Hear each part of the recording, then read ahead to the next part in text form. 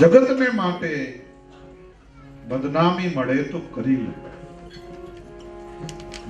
ભલે બદનામ કરે, ભલે તમને પાગલ કહે, તમારો પરમાત્મા તો પાગલ નથી કહેતો, એ તો વાલો કરે. ગમે તેવી મુશ્કેલો સહન કરીને સુદામા યાત્રા કરતા કરતા દ્વારિકા તરફ આવ્યા છે. અને એમાંય દ્વારિકાની ધોરી ધજાઓ ફરકતી જોઈ ત્યાં તો સુદામાના હૈયામાં જાણે નવા પ્રાણ પુરાયા હોય, નવું જોશ આવ્યું હોય એમ દોડવા મળ્યા. મંદિર ઉપર ધજાઓ એટલે ફરકાવવામાં આવે છે. ધજા છે ને એ એન્ટેના છે. ગમે તેટલું ટીવી સારું હોય પણ એન્ટેના જ્યાં સુધી સેટ ન થાય ત્યાં સુધી ટીવીમાં એમ આપણા મંદિરો ઉપર શિખર હોય. શિખર એટલે મસ્તક, મંદિરનું શિખર એટલે મસ્તક, અને એમાં ધજા એન્ટેના. ધજાથી દૂર દૂરથી ભક્તોને બળ મળે.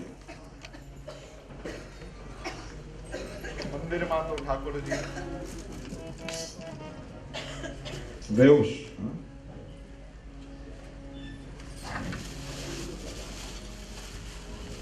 ઠાકોરજી તો શયનનો સમય થાય એટલે શયન કરી જાય, સવાર મંગળા થાય એટલે જાગે, રાજભોગ થાય એટલે આરતી થાય પાછા. પણ એવું કહેવાય છે કે તમે મંદિરમાં આવો, ભલે ઠાકોરજી શયનમાં હોય, પણ ધજાના દર્શન કરો એટલે ઠાકોરજીના દર્શન કર્યાનું 100% પુણ્ય મળે. ધજા દ્વારા જ તત્વ મંદિરના શિખર, અને શિખરમાંથી સિંહાસનમાં, અને સિંહાસનમાંથી મંત્રોના ગાન સાથે ધર્મગુરુના હૃદયના સ્પર્શ સાથે પ્રાણ પધરાવવામાં આવે છે. આ વૈદિક વિધિ છે. તો સુદામાએ ધજાના દર્શન કર્યા અને દોડ્યા. ગમે તેટલી મુશ્કેલીઓ સહન કરીને એકવાર મંદિરની ધજા તમને દેખાય ત્યાં સુધી પહોંચી જાઓ, પછી તો ભગવાન દોડીને આવે. અરે રૂકમણી, હે જાંબતી, હે સત્યભામા, દોડો દોડો, મારો સુદામો આવ્યો. ભગવાન દોડીને આવ્યા, સુદામાને ઉંચકી લીધા.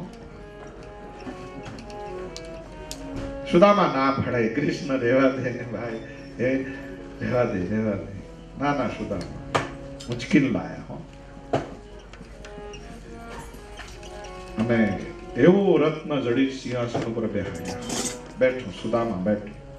સુદામા પોટલી લઈને નીચે ઉતરી જાય. ના ના કૃષ્ણ રહેવા દે, પહેલા રહેવા દે. ના ના ના સુદામા બેઠો, વળી ઉચકીને બેહાડ્યા. બે જણાને કીધું એ આના હાથ પગ પકડી રાખો, નીચે ના ઉતરો. આમે બહુ આમ મજબૂત શરીર નતું એટલે ઉચકી પકડી રાખો. હે ઉતરવાનું નથી. હે રૂકમણી, હે જાંબતી, હે સત્યભામા, જળ લાવો, થાળ લાવો, મારા મિત્રના ચરણ ધોવા છે. લક્ષ્મીજી વિચાર કરે, લે હું થાળ લાવું છું. તમે વિચાર તો કરો ભક્તિનો કેટલો પ્રભાવ છે. સાક્ષાત લક્ષ્મી થાળ લાવ્યા. પણ સુદામા ના પાડે, કૃષ્ણ મને નીચે બેહવા દે. ના ના ઉંચકી બેહાડે, વળી નીચે ઉતરે. ઓલી રાણીઓ જોયા છે કોણ? સુદામા બહુ જ્ઞાની છે. એમણે કહ્યું, કૃષ્ણ નીચે બેહવામાં જે મજા છે ને ઉપર નથી, મને નીચે બેહવા. અને સુદામા તો કહી ગયા, પણ આ અમારો અનુભવ કે સાચું. કારણ કે અમારે ઊંચે બેહવાનું ને એટલે જાગવું જ પડે.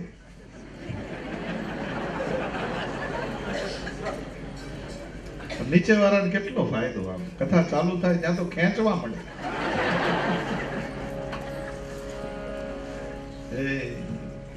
નીચે વાળાનો ફાયદો બહુ.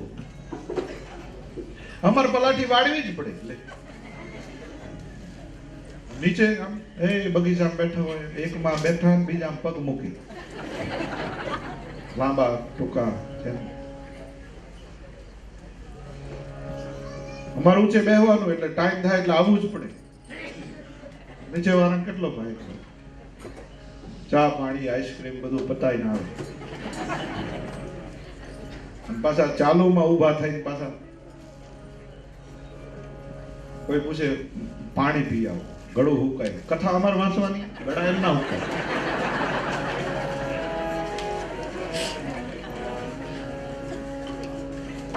અમારે ઊંચે બેહવાનું એટલે બોલવું જ પડે. જય બોલો તોય, ધૂન કરો તોય. આમ નીચે વાળાને કેટલો ફાયદો, કાંઈ બોલવાની જરૂર નહીં. આમ ઘણા તો જાણે ઇન્સ્પેક્શનમાં આવ્યા હોય, આમ ને આમ. મારા સુપરવાઇઝર બેઠા હોય.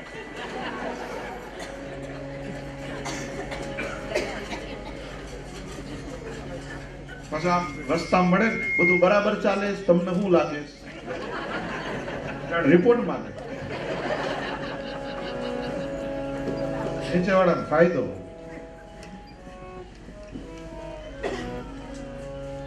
અમારે જ્યાં સુધી પૂરું ન થાય ત્યાં સુધી ખવાય નહીં, પીવાય નહીં. કોઈ દી એમ કહેવાય કે 2 મિનિટ રામધૂન કરો, હું જરા આઈસ્ક્રીમ ખાઈ લઉં, મારા ભાગનો ઓગળી જાય. ન કહેવાય.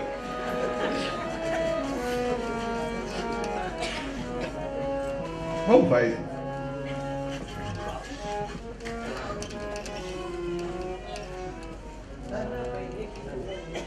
ઘણા તો ટાઈમ થાય તો કથામાં ન આવે. બાર ઉભા ઉભા વાતો કરે. કોઈ કહે હાલો સ્વામી બુઓ પાડે, ભાઈ કથા શરૂ થઈ ગઈ, આવો મંડપમાં. તો પાછા કે જામે એટલે જઈએ. હવે અહીં હું જમવાનું? કઈ નાટક છે? જામે એટલે જઈએ. જામેલું જ છે ભાઈ. નીચે ફાયદો. સુદામા ચરણ ધોયા, સુદામાને સ્નાન કરાયું. હા, નવા સરસ મજાના પિતાંબર આપ્યા. સુદામા આ બધા ફાટેલા કાઢી નાખો. સુદામા ખુશ થઈ ગયા. પોતડી કપારે વરગાડી, હે પોતડી હાસ, છુટકારો છે. સરસ મજાના કપડા. કૃષ્ણ જ્યારથી આવ્યા છે ત્યારથી એનું બાવડું પકડીને, હાલો સુદામા આપણે જમવા બેસી. 56 ભોગ પીરસ્યા છે. અને પછી કૃષ્ણએ શું કર્યું? બારણું અટકાઈ દીધું. હા, બધી રાણીઓને બહાર કાઢી, જાઓ કોઈનું કામ નથી, અમે 2 જણા બેહી. રાણીઓ વિચાર કરે આ છે કોણ? જ્યારથી આયા ત્યારથી આપણને બધાને કાઢી મૂક્યા. અને કૃષ્ણ આમ થાળમાંથી બધું લઈ લઈને જમાડે. હે સુદામા, હા તમને યાદ છે? હે આપણે હારે ભણેલા, હે યાદ છે? અને 2 મિત્ર, 2 બહેનપણી ગમે તેટલા વર્ષો ભેગા થાય ત્યારે એ બધું યાદ કરે.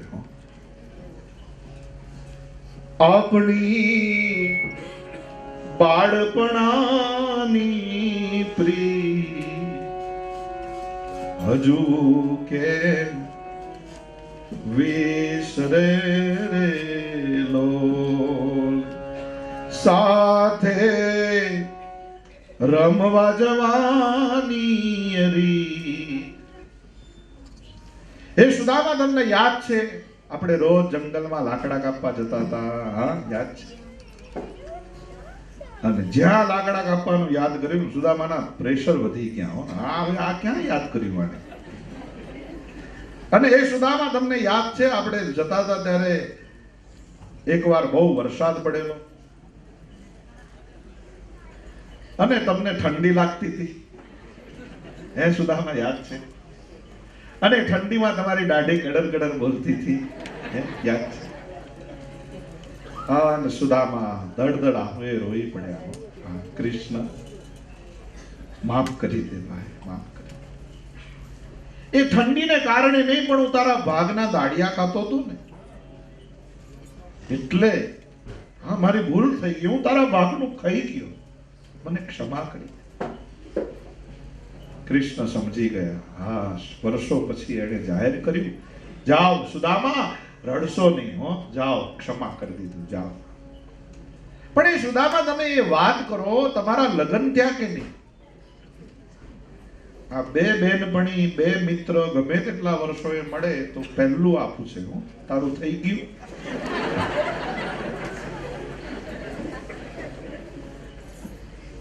પછી આજના લોકો હોય ને, બેનપણી કે મારા બાપાએ તો કરી જ નાખ્યું, સાંભળ્યું જ નહીં કશું.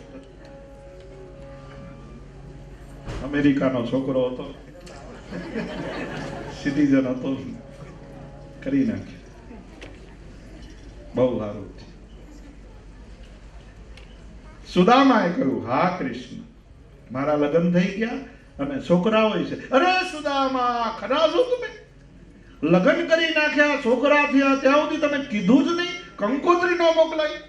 ખરા માણસ છો, આવા કેવા મિત્ર? સુદામા ધીરે રહી કે કૃષ્ણ, વ્યવહાર તો બે બાજુ હરખો હોય, મારા તો જિંદગીમાં એક જ થયા. તમે લોકો સમજો બહુ છો, તમને બહુ સમજાવવાની જરૂર નથી. કૃષ્ણ તે આ હોડ હજાર કર્યા ત્યાં સુધી એક કંકોત્રી તે મોકલાઈ? હું તો એકમાં ભૂલી ગયો. જવા દો સુદામા, તો મારા ભાભીએ કંઈક મોકલાવ્યું હશે. અને જ્યાં મોકલાયાની વાત કરી ત્યાં તો સુદામા ઓલી પોટલીને હંતાળે, કારણ કે દ્વારકાનો વૈભવ એવો ને, એને એમ થયું કે આ પોટલી દેખાડીશ ને મને અમારી મશ્કરી કરીશ. પણ પ્રભુએ સામે ચાલીને બગલમાંથી પોટલી છૂટાવી લીધી. એની ગાંઠો છોડીને, એ પોટલીની નહીં પણ ભવના દુઃખની ગાંઠો છોડીને એક મુઠડી પૌવા આરોગે ત્યાં તો પોતાના જેવી અઢળક સંપત્તિ મોકલી આપી. બીજી મુઠડી લે, પોતાના કરતા અધિક. અને ત્યાં ત્રીજી મુઠડી લેવા જાય, ઓલી રાણીઓ કે દોડો, નહીં તો આપણે દાસી બનીને વાણ ગહવા જવું પડશે. આ બધું આલી દેશે. રાણીઓ દોડીને આવી, નહીં પ્રભુ રૂક જાઓ, અમને આપો, અમને આપો. કણ કણ માટે પડાપડી થઈ. સુદામાના આંખમાંથી દળદળ આંસુ હે. અરે મિત્ર, શું તારો પ્રેમ છે! આવું સુંદર દ્વારિકાની જાહો જલાલી જોઈને સુદામાને એમ થયું કે આ 2-4 મહિના સુધી ઘેર નહીં જવા દે. અને આમે દરિયા કિનારે હવા સારી આવે છે, ખાવાનું સારું મળે, શરીર સારું થશે.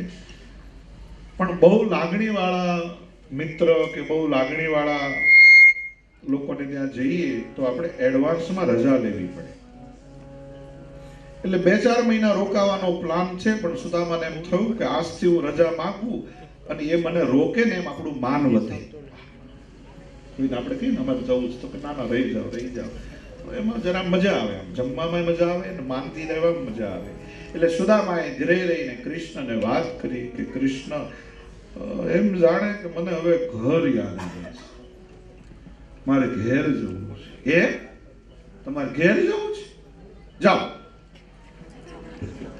આને ધડ લઈને ના પાડી દીધી. હા, તરત જાઓ, જવું છે, ઘેર જવું છે, આવજો. લે, એવું નથી કહેતા ઘરે. સુદામા વિચાર કરે, ખરો છે, આટલી મોટી હોનાની દ્વારકા, એને હું ખૂટી જવાનું હતું? એટલું કેવું છે, 2 દાડા રહી જાવ. અને મને ખબર હોત તો આવી એડવાન્સમાં રજા ન લે. હવે રજા હાલ દીધા પછી એમ તો ન કહેવાય પ્લાનિંગ હતું એડવાન્સનું, 4 મહિના રહીને જઈશ, એવું ન કહેવાય. જાઓ સુદામા, આવજો. હા કૃષ્ણ, હા આવજે, કઈ વાત? હા હું જઉં છું, આવજો. સુદામા ઘર તરફ ધીરે ધીરે ડગલા ભરે, મનમાં વિચાર કરે, મિત્ર તો મારો બહુ પ્રેમાળ છે, એ તો મારી કસોટી કરતો હશે, હમણાં મને પાછો બોલાવશે, જોજો. એટલે સુદામા ડગલા ભરે આગળ, પણ કાન રાખે પાછળ. તમારી જેમ બેઠા હોય આગળ પણ સાંભળે પાછળ. પાછળવાળી મારી હું વાતો કરે. હવે તારું કઈ નથી કરવાનું, તું હરી હરી કર ને. થોડીક વાર થઈને કૃષ્ણએ બૂમ પાડી, સુદામા, હા પાછા પાછા આવો, સુદામા પાછા આવો. તરત સુદામા પાછા વળ્યા. હો હા, હે કૃષ્ણ, જોયું ને, હમણાં મને કહે છે રહી જાઓ, હમણાં કહે છે રહી જાઓ. આવી હોંશે હોંશે પાછા ચડ્યા અને કહ્યું, કૃષ્ણ મને બોલાયો. હા સુદામા, તમને બોલાયા. કેમ બોલાયો ભાઈ? હે સુદામા, આ ભૂલમાં છે ને આ પિતાંબર મારું છે, પોતળી તમારી રહી ગઈ. એમ કરો, આ પોતળી પાછી તમે તો બદલાતી નથી ને, જોઈ લેજો.